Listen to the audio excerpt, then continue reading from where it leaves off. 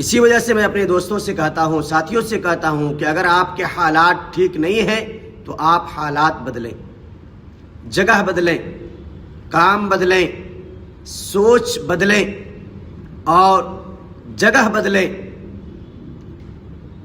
انشاءاللہ آپ کے حالات درست ہوں گے۔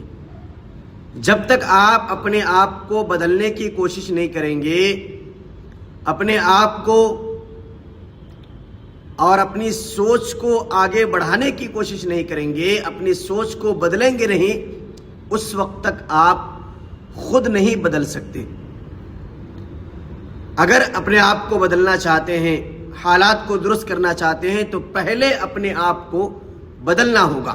آپ کوئی درخت نہیں ہے، آپ کوئی درخت کی جڑ نہیں ہے کہ ایک ہی جگہ آپ جمے رہیں، ایک ہی جگہ آپ بیٹھے رہیں۔